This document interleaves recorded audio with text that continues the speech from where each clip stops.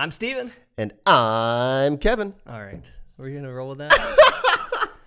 Okay, sorry. I just wanted to just throw you off a little bit. All right. I'm Steven. And I'm Kevin. And in today's episode of the Steven and Kevin Show, We're going to talk about LinkedIn premium accounts strategies for next-gen investors, and how a wirehouse advisor can navigate through social media compliance.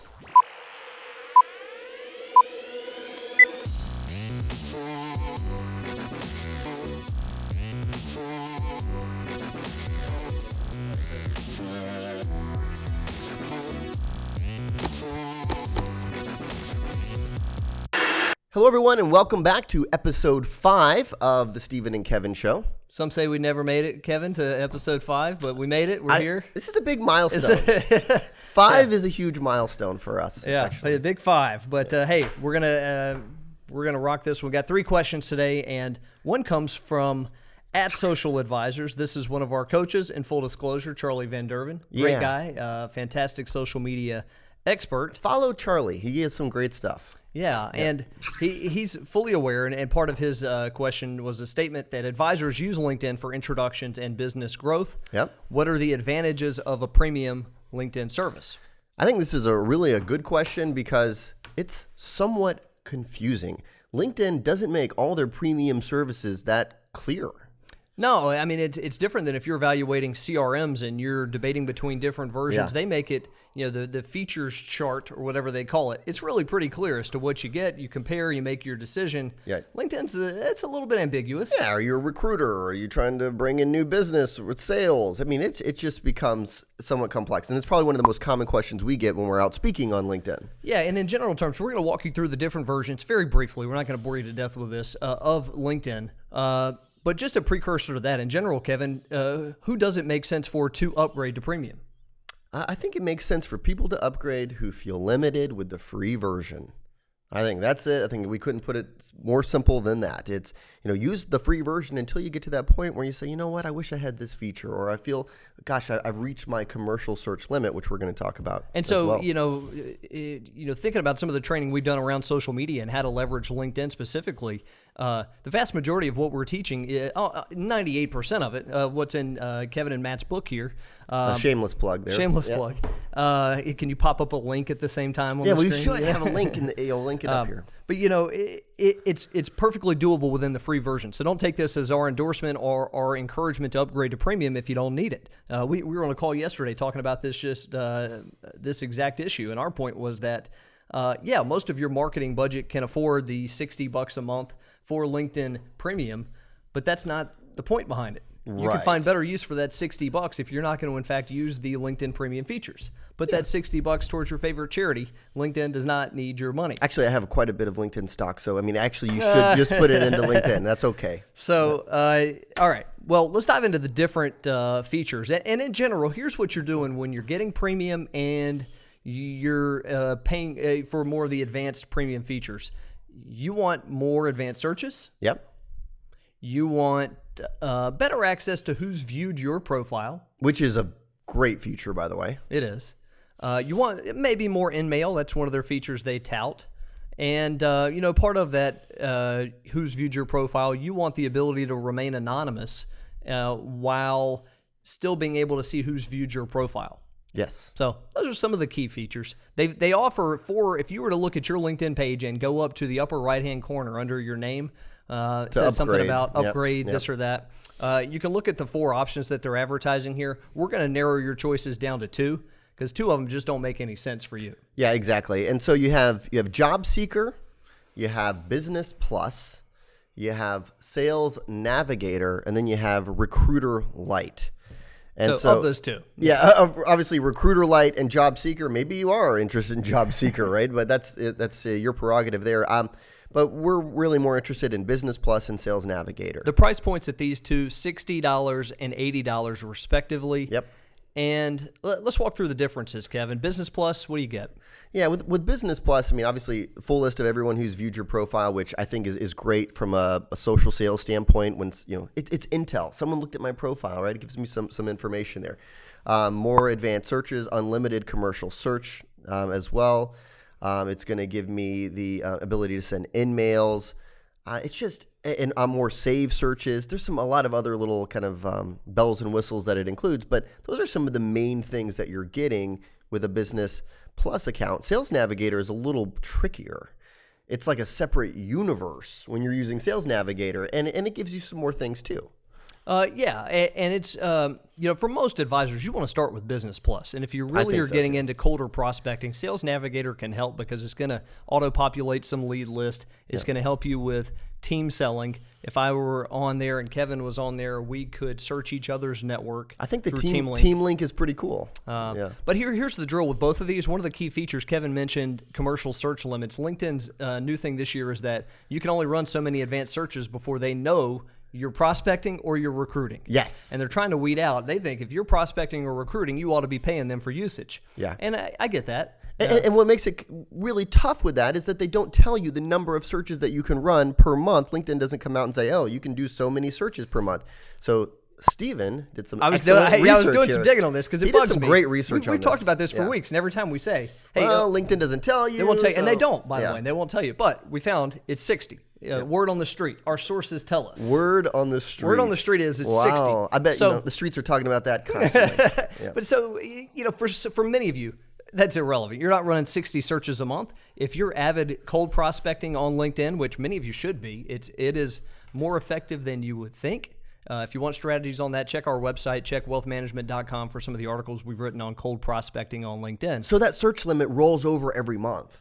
Yeah, the first of the month. It starts rolls fresh. Yep. So for some of you, this is a non-issue. You may not need premium, but if you're gonna get it, start with Business Plus, $60 a month. Yeah. And you very well may find value in it. And because Sales Navigator feels like a different website, it like layers on top of LinkedIn, and it takes some learning before you. Now it could be very effective, but it just takes a lot of learning on the front end. Yeah. Bottom line.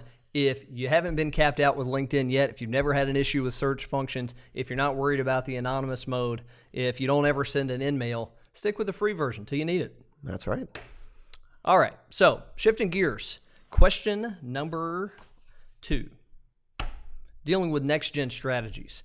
It's been a hot topic lately, Kevin. Yep. People want to know, how do you connect with next gen? Everybody in this industry understands the average age of advisors getting older, the average age of the client getting older. And we need to work on this on a couple of fronts, both within the advisor base, obviously going younger, and within the client base going younger. Yeah. So what was the exact question here? Everyone is talking about next gen strategies. Okay. Would love your thoughts on how to connect with the next gen. All right, cool. The preamble there was you're optional. like one step ahead of us. Would love your thoughts on how to connect with the next gen. I mean, it is huge. I mean, the industry statistics, it's like over 90% of the assets go somewhere else, right?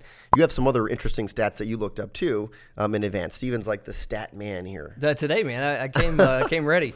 No, this was straight from our research, and Kevin, we've been through these before. We've done a number of next gen presentations here recently, and part of what we find interesting is that 51% of affluent investors, this came right out of our 2015 research, said that they believe their children will have $1 million or more investable at some point in their lifetime. And that's like how we defined affluent. How did we define it in that case? This was a group of people with $250,000 or more investable. So that group is saying that 51% of their children are going to have $1 million plus, and by some combination of inheritance or earnings potential. Yep. So that's interesting. 22% of them said their financial advisor had ever shown any inkling of interest in working with their children. Right. So 1 in 5 of people who make a good client for you say you've ever talked to them about their children. Now, is that stat? I question that a little bit, Kevin, only because, at some point, have you mentioned it? Sure. Maybe you mentioned it 10 years ago. Maybe you mentioned it when they opened the account. Hey, if you ever need anything for your children, I know they're in the, they might not be living in the area, but we can certainly work with clients in Colorado. But mentioning it once isn't enough for it to stick in their mind. Yeah, exactly. So it's really showing some real interest, letting them know that you want to meet with their children and start building that relationship now. I mean, I think if you're an advisor and you're planning to be in the business for the next 10, 15, 20 years, you need to have this kind of strategy in place. I mean, if you're getting out of the business in a year or so, Well, hopefully you've got a succession plan. Hopefully, but if you look at the stats there, very few advisors have that. Yeah, a work in progress. Yeah. But, part of what we're thinking about, first and foremost, is working through your existing client relationships to make sure that you're connecting with their children. Yeah. Certainly some asset possibilities there. And secondarily, you're wanting to make sure that when that client passes, the assets aren't leaving. Yeah. So let's give them some advice here. Well, let's give them some specifics here. You know, We don't have that. We just. this is the we just subtitled the 30,000-foot podcast. Yeah, I like that. You know, no, it's some of the blocking and tackling of relationship building that we've talked about for years, but aimed at a younger market, aimed at a market that you're not directly connected to. You know, meaning they're not your direct clients; they are related to clients. Exactly. But some of the same strategies. We talk a lot about intimate client events as a means to meeting family members. Yeah. What are some good ones, Kevin? Some intimate client events to meet family members. I think around the holidays is a great time to do it. So we're about to hit Thanksgiving and Hanukkah and Christmas and all those other great holidays too. This is a time where families get together, and this is a time where we could put together a family photo day at your office, where you're gonna, on Thanksgiving, you're gonna bring in everyone and do a family photo. A gift wrapping day for the with Christmas, or even after maybe Black Friday, things like that, where that they're gathering. So put together an event that adds some value. These are younger generation, Kevin, millennials. We got to do this after Cyber Monday. Oh yeah, right. After Cyber, but then So they have to here- get the shipping, and maybe. So how does this work? Cyber Monday, they get 2-day Prime shipping, right? The next Friday after Cyber Monday, That's when you do your gift wrapping you day. text your clients' kids. Oh, 'cause my they don't gosh. respond to email or phone I think calls. you Snapchat them, actually. Snapchat them and tell them to come by the office. Anyway. But intimate events, one of them. I mean, we've seen a zoo day, we've seen a day at the ballpark. There you go. I mean, there's so many little things you can do that are family friendly, and part of it is, you can host those events all day long, but unless you make the outreach to your clients, specifically suggesting they bring their kids and grandkids, that's the key to the process here. You've got to have names behind that. Yes. So, what about, we just talked about LinkedIn. So connecting with the next gen on LinkedIn. Start that process now. yeah, absolutely. Creates an additional touch point. You can run some searches to find out who they are. You can talk to your clients if you don't feel comfortable just connecting right off the bat, and let them know that you're going to connect if you want to do that. But, we talked before, Kevin, about the nature of that connection request being important, that if you don't know the child, it's still perfectly appropriate to connect on LinkedIn. Your message is just a little bit different. Right. Kevin, you and I haven't met, but I've worked with your parents for years. I look forward to seeing you at some point. In the meantime, want to connect on LinkedIn. Yeah, and Right. it's just an additional touch point, and I think it's a smart one. But if I did in fact know you, I might say, hey, Kevin, your parents tell me you're doing great down in Charlotte. That marathon time was impressive. Want to connect on LinkedIn. Right. Well, pretty smooth. Yeah. Another LinkedIn strategy, and we'll get off LinkedIn, but is to walk the children of your clients who are about to graduate, right, through your LinkedIn network to help them land a job. And we've seen advisors do this, and the clients absolutely love it. If you said, hey, Stephen, I know John's graduating from NYU here. I don't know what career he's looking to get into, but I have a lot of contacts. I'd be happy to sit down with him at some point, maybe over lunch, bring him in the office and walk through my LinkedIn, see if I can introduce him to anyone, maybe set him off in the right direction here. Pretty smart. Very nice. I'm going to rattle off a few other ideas here in this same camp that we're not going to dive through in total detail today, but a family finance summit. Every now and then it makes perfect. It's just a fancy title for It sounds like every, a big event. Every a summit. Every now and then saying, I want to get, you're talking to your client and you're telling them, I'd love to get the whole family together for just a family discussion of money. Yeah. Certainly that'd be well coordinated with you, Kevin, to make certain we're covering things and disclosing things you want disclosed and avoiding other topics that you may not want them known about. But we think it's important to have a family conversation about money, and I'm happy to facilitate that. Nice. Right? So family finance discussion. We've also seen a lot of educational meetings make sense. Okay. Whether your clients have kids or grandkids who are teens and you want to teach them the basics of managing a budget and their money, or whether they're recent college grads and you meet with them on the basics of investing in their first job, whether it's we've seen father-son investment clubs, mother-daughter investment clubs, where you gather a few clients together periodically you're the facilitator. Yeah, it's just kind of getting out of the box here, thinking of some creative ways to create touch points now, start building relationships now, so they see you as that person when the time comes. Ready to move on? Yeah, let's keep moving. All right. Next question from MP Slater, Mitch Slater. He says, "How can a wirehouse FA work around all the fear over lawyering of social media that exists in the world today?" Loaded question, Mitch. The lawyering of social media. Well, there is a lot of that. And by the way, Mitch is a great guy to follow. When it comes to advisors using social media, he is cutting edge. Yeah, and I think that frames the response to this. Part of it is for folks like Mitch, they're in a position at their firm where every firm has it. A few advisors who are really cutting edge when it comes to social media and the web in general.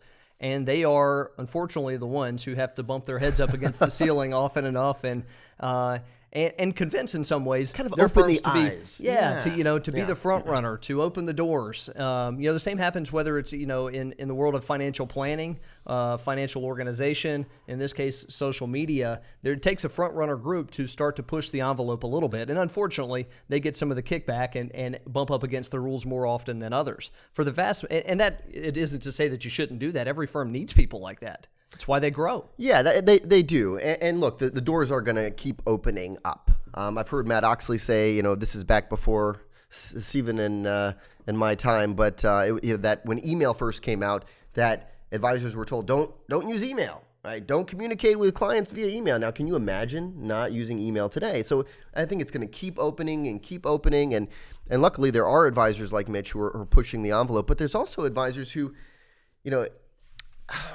they are staying within their firm's compliance guidelines, and they are acquiring new clients. They're really working it. And there's Wirehouse, independents, RAs across the board who are killing it with social media. Every firm has a certain number of people who are killing it with social media and not breaking any rules. Yes. And every firm has a much larger group who will tell you flat out, you can't use social media here. We might as well not even use it. Yeah, might as well live in China here. Right. Yeah, I'm just going to stick with the old methods of doing it, and it's an excuse for far too many people out there. Too many. Big excuse. We work with advisors across the board here, and we see ones who are within compliance, who are bringing new clients on a consistent basis, and their firms are working hard to open the doors. Yeah. On the other side of it, because they do see the opportunity for the FAs. So and let's think about what are the top few things that people get from using social media. They're not against anybody's compliance, as far as I know. If I look you up, Kevin, and you're my client, and I find you're connected to a certain person on Facebook or on LinkedIn or on Twitter, that you're going back and forth with somebody, and I ask you to be introduced, whose compliance is that against? That's right. I mean, it's arguably the biggest benefit of using social media. Well, the biggest benefit, definitely LinkedIn, right? Seeing who knows who. I think they get more, they feel more restricted when it comes to posting content, when it comes to engaging on the platform. And I'm telling you, that is going to continue to open up. And so what? If you're engaged with that, to me, if I'm rank ordering benefits of being on the web, posting is not one of the top 3 for advisors. Right. I'd say you got to have a great brand. So if people looking you up, you look really sharp. I'd say, and I'll throw number 3 to you, Kevin. Number 2 being, because I couldn't think of number 3 right off. Oh, this is great. Number 2, give me a second here. It's early. Number 2 being the advanced search in LinkedIn or on Twitter, finding introduction targets and asking for real life introductions. And number 3. I think number 3 is listening. I think number 3 is seeing what other people are putting out there, and then you can take that and you can engage probably through direct message through LinkedIn, or I'm sure you can tweet some people. Or by email or by handwritten note. Exactly. It's listening, seeing what other people are talking about, and then using that intel to spark conversations. How was that for number 3? I love it. Good. If I had me on the spot. Listening / research is what I would say. Yeah, research. Same exactly. kind of thing. Okay, so all that within compliance. Hopefully the rest of today's podcast within compliance today. Again, if you've got questions for us, you can direct message us, email us. You can post it on Twitter, #AskStephenandKevin. Yep. And check out our podcast. If you're watching this on YouTube or on our website, iTunes, if you're not into podcasts are a lot of fun. There's a lot of great things to listen to when you're in the car, when you're exercising. Ours is run of the mill compared to a lot of the ones out there that are really sharp. We are on episode 5, right? Yeah. But go to iTunes. If you haven't used it yet, search Stephen and Kevin. You'll find us on there. And we appreciate you all tuning in. Thanks for joining us today.